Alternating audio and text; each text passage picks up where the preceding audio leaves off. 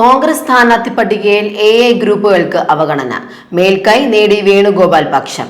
നമസ്കാരം. ഈ ദിവസത്തെ പ്രധാന വാർത്താ വിശേഷങ്ങളുമായി ജനേകം ടോപ്പ് 10 ന്യൂസിലേക്ക് സ്വാഗതം. കോൺഗ്രസ് സ്ഥാനാർത്ഥി പട്ടികയിൽ എ ഗ്രൂപ്പുകൾക്ക് അവഗണനയെന്ന് ആക്ഷേപം.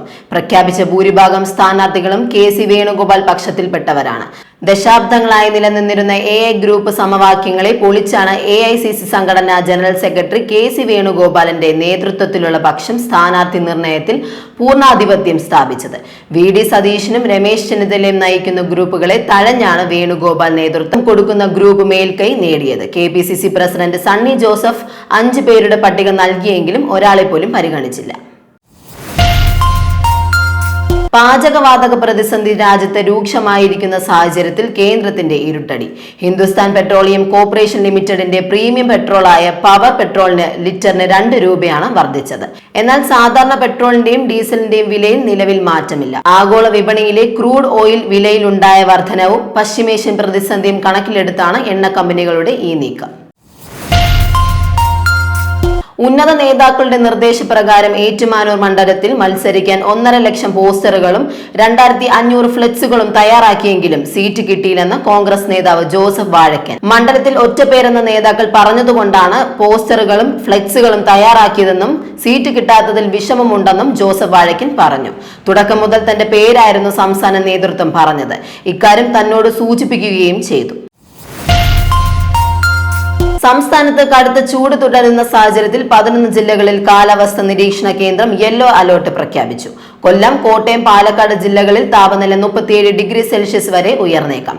തിരുവനന്തപുരം, ആലപ്പുഴ, പത്തനംതിട്ട, എറണാകുളം, തൃശൂർ, മലപ്പുറം, കോഴിക്കോട്, കണ്ണൂർ ജില്ലകളിൽ 36 ഡിഗ്രി സെൽഷ്യസ് വരെയാണ് പ്രതീക്ഷിക്കുന്ന താപനില. സാധാരണയേക്കാൾ 2 മുതൽ 3 ഡിഗ്രി വരെ ചൂട് വർദ്ധിക്കാനാണ് സാധ്യത. മുൻ മന്ത്രി ജി സുധാകരനെ ഒരു ഘട്ടത്തിലും CPIM അവഗണിച്ചിട്ടില്ലെന്നും ഏറ്റവും കൂടുതൽ അംഗീകരിക്കപ്പെട്ട നേതാവായിരുന്നു അദ്ദേഹമെന്നും മുഖ്യമന്ത്രി പിണറായി വിജയൻ. ചില വാർത്തകൾ വന്നപ്പോൾ സുധാകരനെ 3 തവണ വിളിച്ചുവെങ്കിലും ഫോൺ എടുത്തില്ല. അപ്പോൾ മനഃപൂർവ്വം എടുക്കാതിരുന്നതാണെന്ന് മനസ്സിലായി. അദ്ദേഹവുമായി സംസാരിക്കുന്നതിനായി ജില്ലാ സെക്രട്ടറി നാസറിനെ വിളിച്ചു. നാസർ സുധാകരനോട് മുഖ്യമന്ത്രി വിളിച്ചിരുന്ന കാര്യം പറഞ്ഞപ്പോൾ വിളിച്ചിട്ടില്ലെന്നാണ് സുധാകരൻ മറുപടി നൽകിയതെന്നും മുഖ്യമന്ത്രി പറഞ്ഞു. അമേരിക്കയും ഇസ്രായേലും സംയുക്തമായി നടത്തുന്ന വ്യോമാക്രമണത്തിൽ ഇറാൻ റവല്യൂഷണറി ഗാർഡ് വക്താവ് അലി മുഹമ്മദ് നൈനി കൊല്ലപ്പെട്ടു. ഇറാൻ സൈന്യത്തിന്റെ പ്രധാന വിഭാഗമായ റവല്യൂഷണറി ഗാർഡിന് നൈനിയുടെ മരണം കനത്ത തിരിച്ചടിയാണ്. ഒരാഴ്ചക്കിടെ കൊല്ലപ്പെടുന്ന 4ാമത്തെ ഉന്നത ഉദ്യോഗസ്ഥനാണ് അലി മുഹമ്മദ്. പെരുമ്പാവൂരിൽ സീറ്റ് നിഷേധിക്കപ്പെട്ടതിനെ തുടർന്ന് കോൺഗ്രസ് നേതൃത്വത്തിനെതിരെ കടുത്ത അതൃപ്തിയുമായി എൽദോസ് കുന്നപ്പള്ളി. സീറ്റ് നൽകില്ലെന്ന കാര്യം നേതൃത്വത്തിന് നേരത്തെ അറിയിക്കാമായിരുന്നുവെന്നും താൻ പ്രചാരണ പ്രവർത്തനങ്ങൾ തുടങ്ങി കഴിഞ്ഞിരുന്നുവെന്നും അദ്ദേഹം വ്യക്തമാക്കി. തനിക്കെതിരെയുള്ള കേസ് ചില ഹൈക്കമാൻഡിന് മുന്നിൽ പെരുപ്പിച്ചു കാണിച്ചുവെന്നും ഒരിക്കലും പ്രതീക്ഷിക്കാത്ത നടപടിയാണ് നേതൃത്വത്തിൽ നിന്നുണ്ടായതെന്നും അദ്ദേഹം പറഞ്ഞു. 2ാം ഘട്ട കോൺഗ്രസ് പട്ടികയിലും മഹിളാ കോൺഗ്രസിന് സീറ്റില്ല. സംസ്ഥാന പ്രസിഡന്റ് ജെബി മേത്തറുടെ ഗുരുതരമായ വീഴ്ചയാണ് ഇതിന് കാരണമെന്ന ആക്ഷേപം മഹിളാ കോൺഗ്രസിൽ രൂക്ഷമാണ്.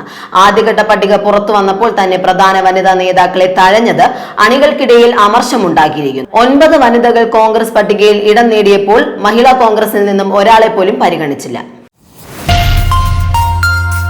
ചെറിയ പെരുന്നാളിനോടനുബന്ധിച്ച് രാജ്യത്തെ വിവിധ ജയിലുകളിൽ കഴിയുന്ന 350 തടവുകാരെ മോചിപ്പിക്കാൻ ഒമാൻ ഭരണാധികാരി സുൽത്താൻ ഹൈത്തം ബിൻ താരിഖ് ഉത്തരവിട്ടു. റോയൽ ഒമാൻ പോലീസാണ് സുൽത്താന്റെ ഈ കാരുണ്യപൂർണമായ തീരുമാനം സ്ഥിരീകരിച്ചത്. മോചിപ്പിക്കപ്പെടുന്നവരിൽ ഒമാനി പൗരന്മാരെ കൂടാതെ വിവിധ രാജ്യങ്ങളിൽ നിന്നുള്ള പ്രവാസികളും ഉൾപ്പെടുന്നുണ്ട്. നിയമസഭാ തെരഞ്ഞെടുപ്പിൽ സീറ്റ് ലഭിക്കാത്തതിൽ ഒരു നിരാശയുമില്ലെന്ന് കോൺഗ്രസ് നേതാവ് ദീപ്തി മേരി വർഗീസ്.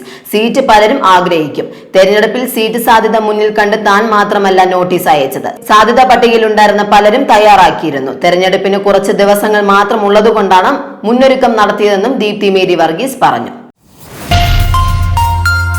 ജനേകം ടോപ്പ് 10 ന്യൂസിലൂടെ വീണ്ടും കാണാം. കൂടുതൽ വാർത്തകൾക്കും വിശേഷങ്ങൾക്കുമായി ജനേകത്തിന്റെ വെബ്സൈറ്റ്, യൂട്യൂബ് ചാനലുകൾ സന്ദർശിക്കുക.